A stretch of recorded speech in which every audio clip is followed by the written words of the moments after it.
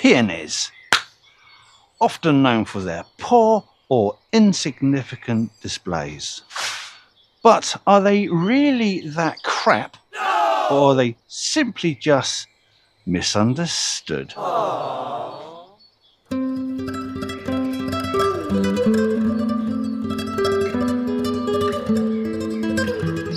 The chances are that any problems you're experiencing with your peony plants is entirely down to what you have done. Not you actually did quite a job, but it is down to you. So in this video, I'm going to be talking about those 5 mistakes for you to avoid when it comes to growing peonies.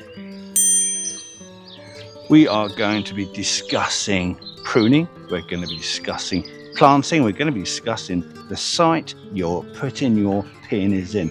But at mistake number 5, we have the biggest cause as to why your peonies aren't flowering. Get this one right and the chances are the rest of your problems will just peel away like dead petals. The first mistake is to do with the amount of light it receives in its planted position. Now, you might look at some wonderful specimens flowering in your garden centre and say to yourself, yeah, these are brightly coloured flowers. I'll put them in that really rubbishy, shady part of my garden. It will really brighten it up. No one really speaks like that, but that would be the wrong thing to do. These plants require a certain amount of light in order to power the blooms. These are often very large flowers. They need to use a lot of energy to make these flowers, and if it doesn't have enough light, it won't be able to make it. In fact, when you are planting your peonies, make sure that they are in a position that receives at least 6 hours of direct sunshine, our kid, every single day.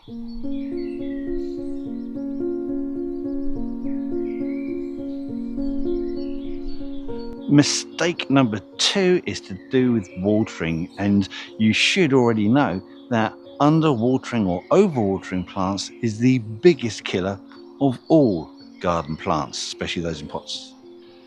Peonies like to be kept in a well-drained soil. They do not like to be kept in cold, wet soils. They do not like waterlogged conditions. They don't like standing water. They don't like clay because, again, it's cold, wet, rather nasty. If you've got heavy clay, waterlogged, prone soils, then you are going to have to either improve the drainage or put in a raised bed so when you do plant it, the water can drain away.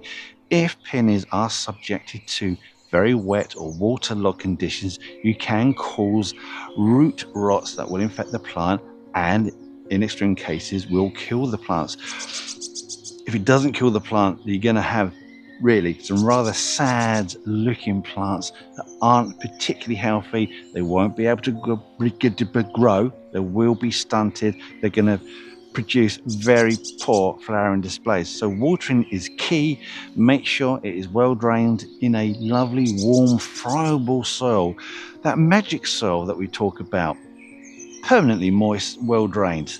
Who's got that in a garden? I mean, it's almost impossible. Moist and well drained. You can't have the two. Consider your soil to be like a wet but wrung out sponge. Plenty of air pockets, but still damp around the edges.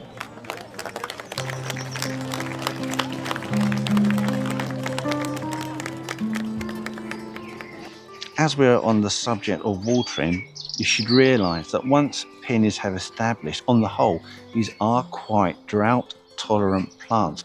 So if you are used to going out every day, every other day, watering your garden plants because you've got a little bit of sunshine, which doesn't happen very often, I'll admit that, you won't need to do that so much with your peonies. You can allow them just to settle. They do have quite large, thick roots that will go down quite far. They are quite capable of searching down for water during periods of drought.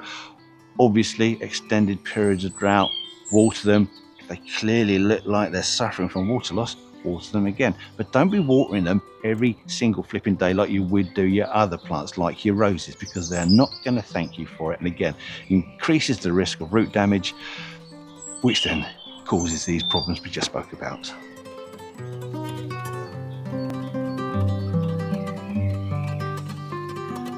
At the end of the year, when the plants have finished flowering and the herbaceous foliage starts to die back into the root system, this is when mistake number 3 occurs.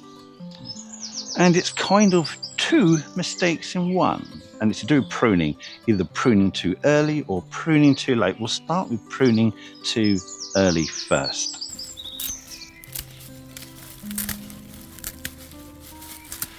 Before the onset of winter, your peony is going to absorb all the nutrition, the starches, the sugars that are in the leaves, that are in the old flower stems, absorb it back into the root system to build that up so that come next spring, it's got as much energy as it possibly can in order to power next year's seasonal displays. So you will start to see a color change of the foliage as they start to die back, but you want to wait for the plant to completely absorb all of the nutrition it can from the old foliage so that's in the best condition it can be for the spring. So you don't want to cut it too early, because then you're depriving the root system of all that resource that it spent all year building up.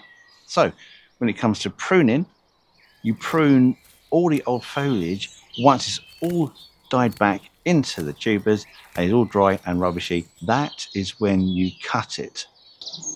What you don't do, especially if you live in a country like England where we have an awful lot of cold, wet rain over the winter, is leave all the old dead foliage in place, because they can start to rot. You can get a build-up of botrytis, which is a nasty fungal disease you get on there. And if you don't prune the old leaves away and you leave those fungal infections, then as the new growth comes through in the spring, they then can be subjected to fungal infections. So don't prune too early, because you want to absorb all the resource from those old leaves, and don't prune too late, because you don't want to incur fungal infections come the spring. There's a lovely little sweet spot just in the middle. That's when you cut it.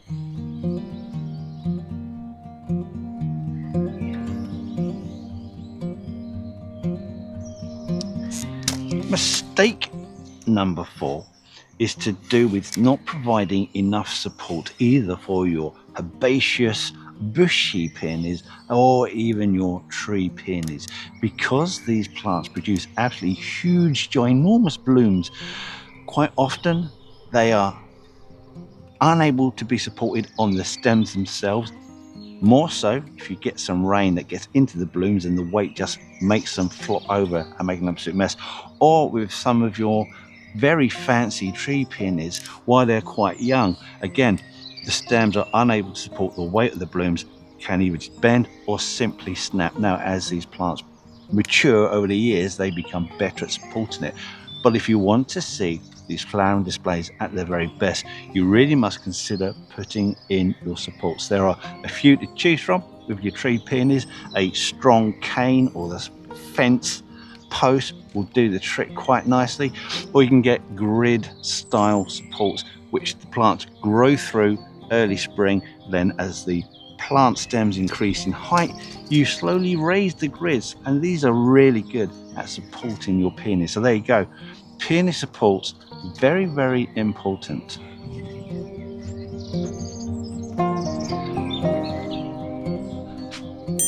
And here we are at mistake number 5, the biggest cause of non-flowering peonies that you are likely to come across.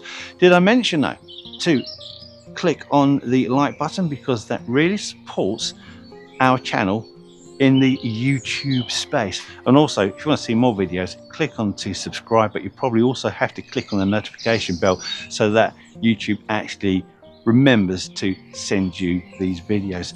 So the biggest problem when it comes to peonies, let's just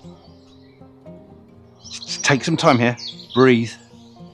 You planted your plants too deep. You plant your root balls too deep, whether it be your tree peonies, whether it be your herbaceous peonies, they won't thank you for it. They will sulk, they won't flower. It could be 3, 4, even 5 years before they even think about flowering. What you want to do is you want